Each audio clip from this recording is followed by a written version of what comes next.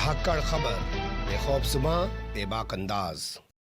धाकड़ खबर में आपका स्वागत है। मैं आपके साथ हूं अकरम रईस खान। पुलिस वालों की रोते हुए ऑडियो सारी दुनिया ने देखी है। दिल्ली से वायरल हुई थी जब एक सिपाही की मौत हो गई थी और उसके दो साथी उसे लेकर दर दर अस्पताल में भटकते रहे, लेकिन किसी अस्पताल ने उसको भर्ती नहीं किया।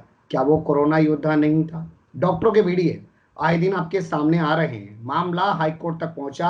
हाईकोर्ट ने कहा कि एमसीडी के जो 6 हॉस्पिटल हैं उनके डॉक्टरों का जो वेतन है वो जल्द से जल्द अदा करे एमसीडी। अब टीचर्स की बात कर लेते हैं। वो भी कोरोना योद्धा हैं। उनकी क्या स्थिति है दिल्ली के अंदर?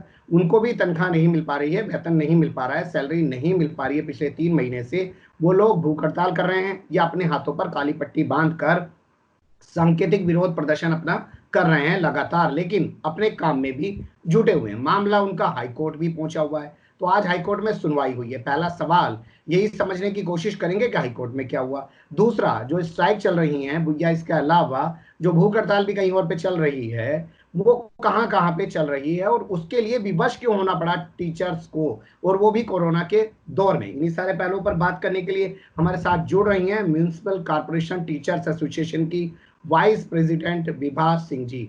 बहुत शुक्रिया मैम हमें वक्त देने के लिए। Thank you.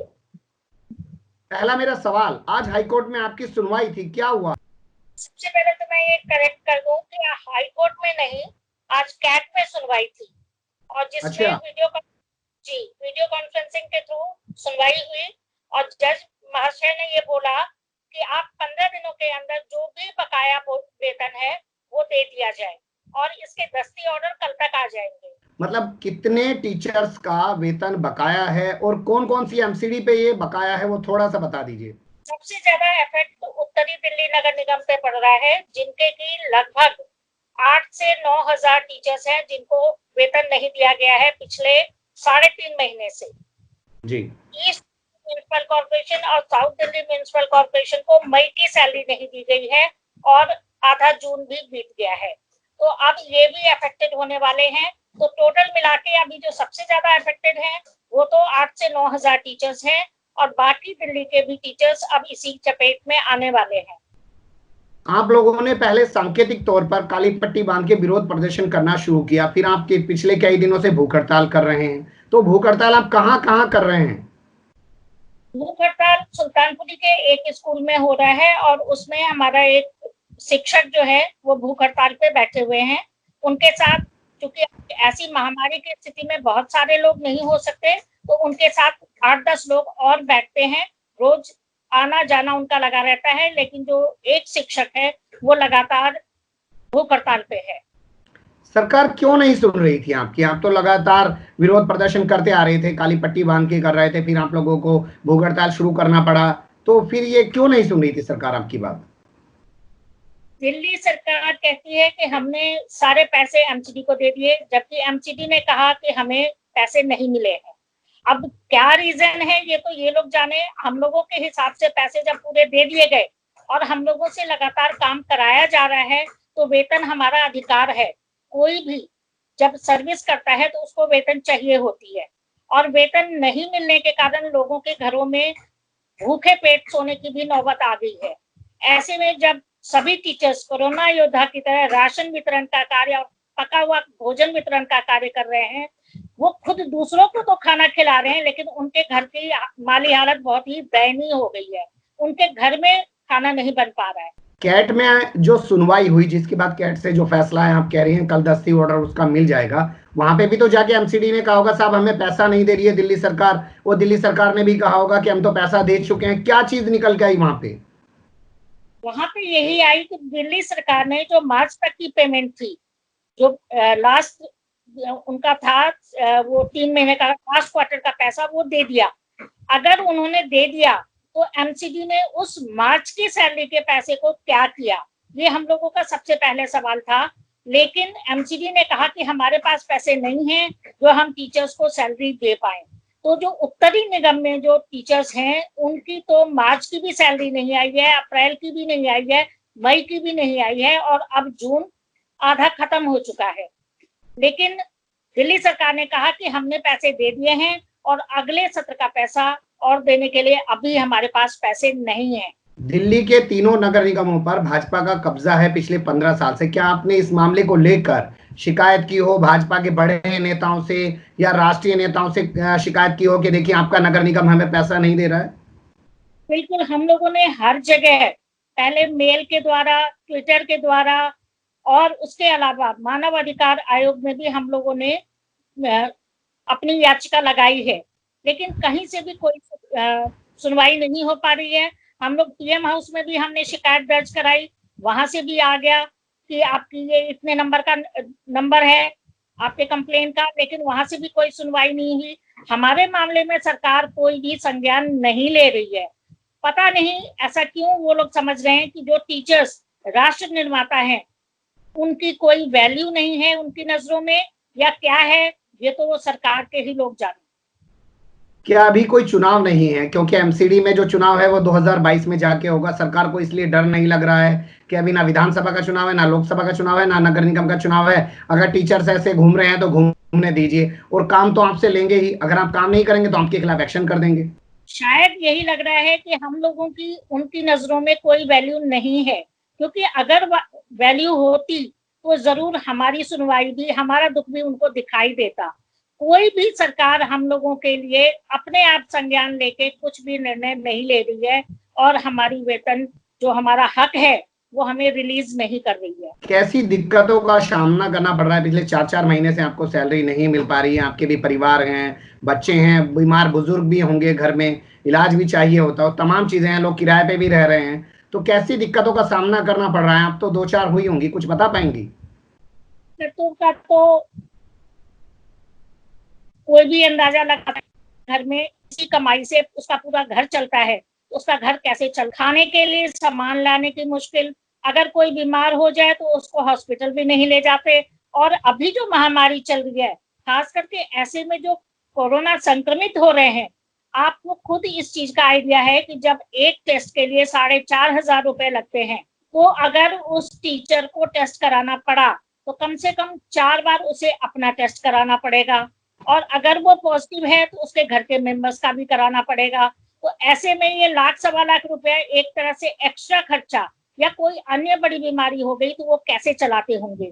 टीचर्स के घरों में ना चूल्हा जल रहा है, ना उनको दोनों टाइम का भोजन मिल रहा है, ना मेडिकल की कोई अरेंजमेंट हो पा रही है। तो वो तो जैसे जी रहे हैं ये कोई भी अपने आप सोच सकता है, और सरकार को भी इस चीज को सोचना चाहिए और हम लोगों के वेतन को तुरंत रिलीज करना चाहिए। क्या कोरोना के चलते आपको कोई खास सुविधाएं दी जा रही हो? आपके लिए खास व्यवस्थाएं की जा रही हो? आपको कहा गया हो कि आप एक्स्ट्रा काम करेंगे तो सैलरी आपको बढ़ा के दी जाएगी, कुछ इंक्रीमेंट किया जाएगा, ऐसा कुछ? ऐसा कुछ भी नहीं है। जो हमारा वेतन हमें वो तो दे नहीं रहे हैं, तो एक्स्ट्रा ये क्या देंगे? हमारे लिए कोई भी सुविधा नहीं, यहाँ तक कि हमारे टेस्टिंग भी नहीं हो पा रहे हैं।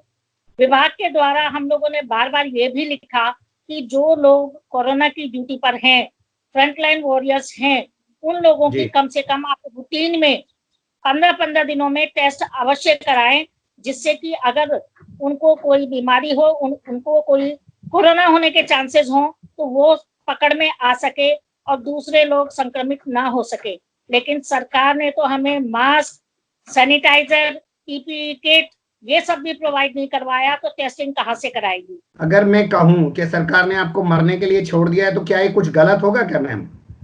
बिल्कुल सच होगा, क्योंकि सरकार ने हमें सच में मरने के लिए छोड़ दिया है। खास करके जो राशन की ड्यूटी है, राशन बांटने की जो ड्यूटी है, जहां पब्लिक आती है वहां पब्लिक पॉजिटिव है या नेगेटिव ये किसी को पता नहीं होता, और हमें अपनी सुरक्षा का ध्यान रखते हुए भी हम कितना भी कर लें, उनके एकदम साथ में संपर्क में आना पड़ता है, क्योंकि हम ही राशन तोड़ते हैं, हम ही बोरियों में से निकालते हैं, हम ही उनके झोले में डालते हैं, और उनके मोबाइल से उनकी सारी डिटेल लेकर रजिस्टर में भी हम ही लिखते हैं, और उसके बाद वो साइन करते हैं। एक ही पेन, एक ही इंक पैड होता है, जिससे कि हम तो संक्रमित होंगे ही होंगे, अगर उसमें कोई संक्रमित आ गया तो आगे आने वाले जो दूसरे लोग होंगे उनके भी संक्रमण की चांसेस ज्यादा होती है। एक टीचर, एक अध्यापक के तौर पे आपका दर्द समझना चाहता हूँ। आपको लगा दिया है राशन बांटने में, आपने बताया बोरी से निकालना है, आप ही को देना है, सब कुछ करना है। कैसा फील करती होंगी, क्या सोच के जब आप टीचर बनी होंगी, या और तमाम लोग जो बने होंगे, क्या वो इसलिए बने होंगे कि राशन बांटने के काम में लगा दिया जाएगा उनको? शुरू में तो हम लोगों ने ये सोचकर इस काम को एक्सेप्ट किया कि चलो देश की सेवा है, क्योंकि टीचर क्या, कोई भी सरकारी कर्मचारी देश के लिए वो पहले सोचता है। तो हम लोगों को तो ये हर जगह स्टेपनी की तरह इस्तेमाल करते हैं। जब इन्होंने लगाया तो हम लोगों ने कहा हम देश की सेवा कर लेंगे, चलो कोई बात नहीं।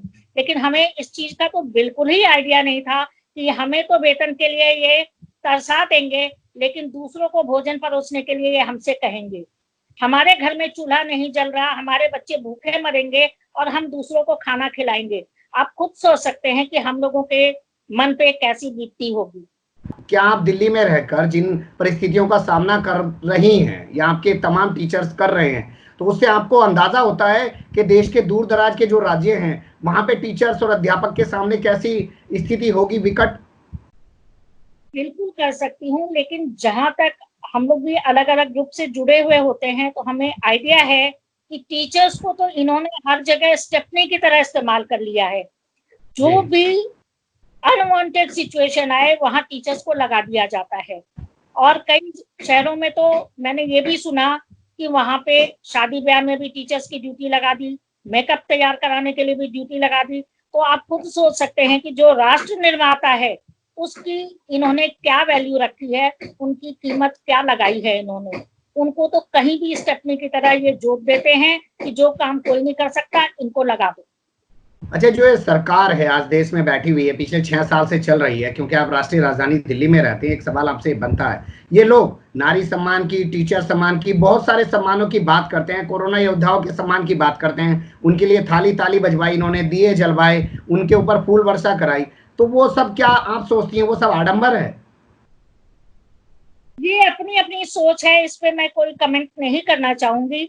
लेकिन अगर कोरोना योद्धाओं के ऊपर फूलों की बारिश की गई तो उसमें हम लोगों का भी नंबर आना चाहिए था। जब सफाई कर्मी, डॉक्टर्स, पुलिस सब पे बरसाए गए तो हम लोग भी कोरोना वॉरियर्स हैं और हम लोगों के ऊपर भी बारिश होनी चाहिए थी फूलों की। लेकिन यहाँ फूलों की बारिश नहीं, भूख की बारिश हो रही है, इसलिए मैं इस चीज पे कोई कमेंट नहीं करना चाहूंगी। चलिए ठीक है, वो आपने अच्छा भी किया, उस पर आपको कमेंट करने से बचना भी चाहिए। लेकिन एक सवाल आखिरी जो मैं आपसे समझना चाहता हूँ, क्योंकि आप फिर मैं कहूंगा कि आप राष्ट्रीय राजधानी दिल्ली में बैठी हैं, जहां पे पूरा सिस्टम बैठा है, हाई कोर्ट, सुप्रीम कोर्ट, राष्ट्रपति, प्रधानमंत्री, तमाम लोग बैठे हैं, मुख्यमंत्री, एमसीडी, सब लोग बैठे हैं, मीडिया भी बैठा हुआ है। मीडिया ने कभी आपके दर्द को आके समझने की कोशिश की, आपसे पूछा हो कि आपको क्या तकलीफ है, आपकी तकलीफ दिखाने की कोशिश की हो?